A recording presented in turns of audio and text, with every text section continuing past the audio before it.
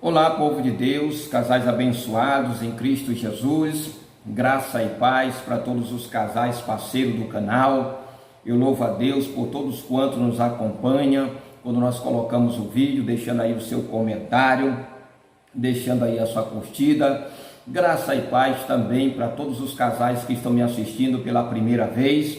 Que as mãos do Altíssimo Deus, que instituiu o casamento, possam estar sobre o teu relacionamento conjugal, bem como familiar.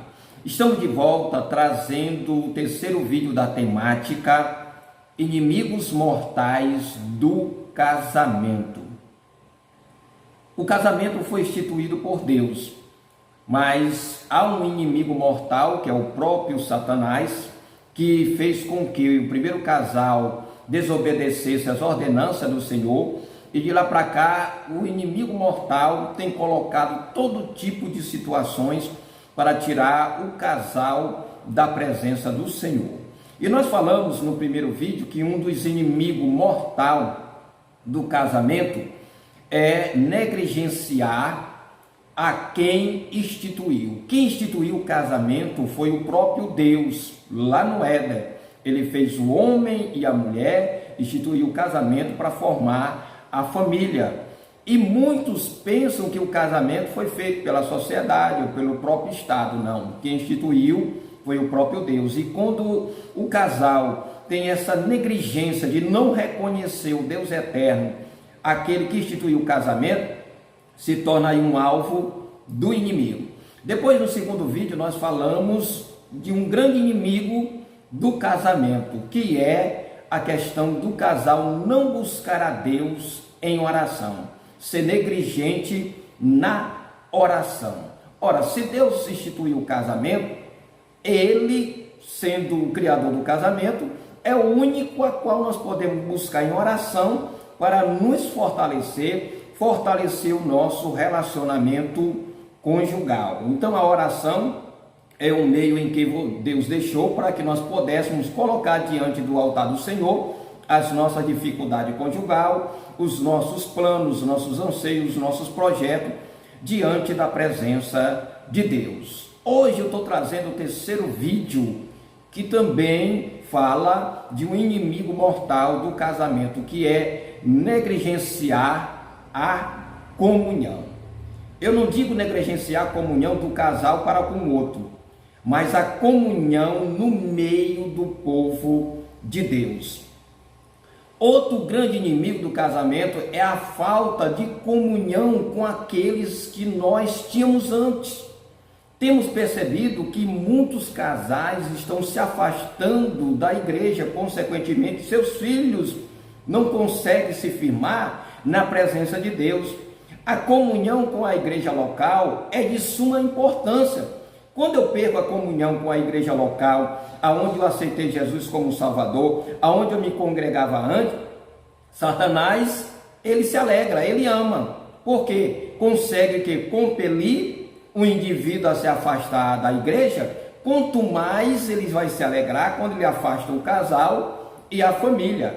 Se ele se alegra quando alguém deixa os caminhos do Senhor, que ainda não é casado, quanto mais o próprio casal, quando ele deixa os caminhos do Senhor, ou deixa de se congregar, de estar na igreja local, aonde ele aceitou Jesus como Salvador. E se tratando de comunhão, o Salmo 133, versículo 1 até o 3, olha o que ele diz: ó, bom e suave é que os irmãos vivam em união. E quando se trata de união, se trata também em se congregar. Se eu não tenho união com meu irmão, eu não vou estar próximo dele, eu não vou querer estar ali ao lado dele. Então o salmista fala sobre isso, e olha como é que ele diz: é como óleo precioso sobre a cabeça que desce sobre a barba de Arão, e que desce a orla das suas vestes, como um orvalho de Hermon, e como que desce sobre os montes de Sião, porque ali o Senhor ordenará a bênção e a vida para sempre. A bênção do Senhor, ela está no meio do povo de Deus. E ela só vem a mim quando eu estou em comunhão com o povo de Deus, em comunhão com a igreja local. E mais na frente eu vou falar sobre esse assunto com mais seriedade num versículo que está em Hebreu. Não que eu não esteja falando sério no momento. Então você me pergunta, pastor Ezequiel, o que significa comunhão?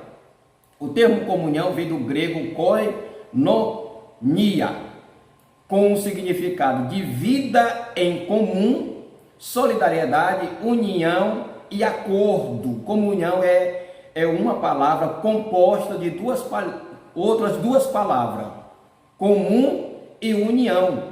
Nós temos algo em comum. O que é? Nós servimos o mesmo Deus, o Deus que instituiu o casamento. Então temos algo em comum, e isso que é algo em comum nos faz estar em união. O ser humano não foi feito para viver só. Nós somos seres sociais e precisamos estar na nossa congregação local, nos congregando. Tem muita família, muitos casais se afastando da presença de Deus. E não venham me dizer que você consegue servir a Deus dentro do teu próprio lar sem estar em comunhão, porque Deus não concorda com isso. A maioria dos casais que não estão se congregando, eles estão em batalha, em guerra, e é um alvo de Satanás. Por quê? Porque Satanás sabe que eles estão frágeis, não estão em comunhão na presença de Deus, na casa do Senhor. E aqui nós observamos em Gênesis capítulo 2, versículo 18, que Deus não fez o homem para estar só, não fez o homem para viver solitário. Olha o que diz: então o Senhor Deus declarou, não é bom que o homem esteja só, falei para ele alguém que o auxilie e lhe corresponda.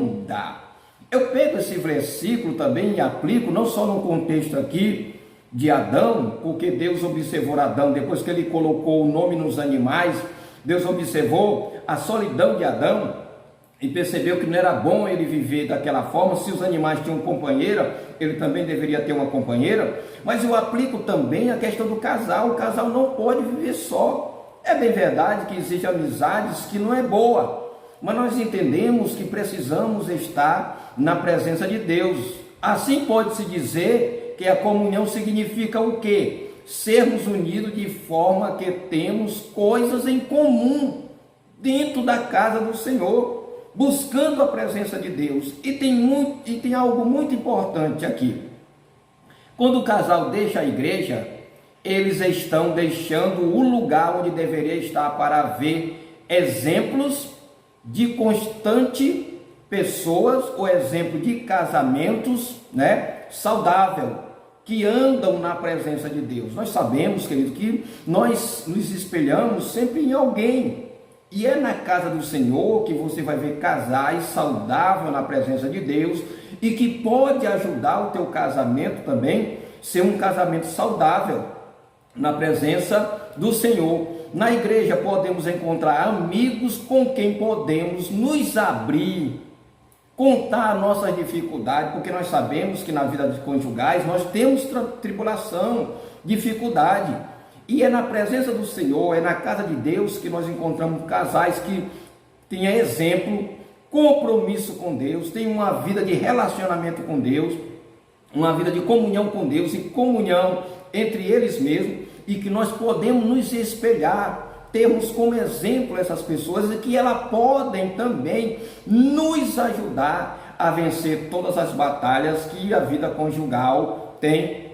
Todos nós somos sabedores disso. Outra coisa importante aqui, que eu falei antes, Hebreus capítulo 10, verso 25, para aqueles que abandonam a congregação: não deixe de se reunir como igreja, não deixe de se reunir na igreja onde vocês aceitaram Jesus como Salvador, segundo o costume de alguns. O que isso quer dizer? Que muita gente está abandonando a casa do Senhor. E aí, irmão, uns abandonam porque não vai com a cara do pastor, uns abandonam porque sente raiva da irmã, uns abandonam porque o pregador, o pastor pregou uma palavra que não preencheu o ego deles, que hoje nós estamos muitos querem a Bíblia como palavra de autoajuda, Quando se fala em renunciar ao pecado, deixar a iniquidade, muitos ficam zangados com o pastor da igreja, né? Hoje estão inventando N coisas para sair da presença de Deus. Nunca se culpam, mas culpa o pastor, culpa a irmã do ciclo de oração que olhou com a cara feia para ela, culpa o irmão que disse algo para ela. Então estão inventando N coisa, e isso é uma armadilha de Satanás, é um inimigo mortal de Satanás. É quando nós nos afastamos da comunhão, da congregação. Olha que ele está dizendo aqui, quem escreveu o livro de Hebreu, no capítulo 10, verso 25, eu vou ler mais um pouco, novamente.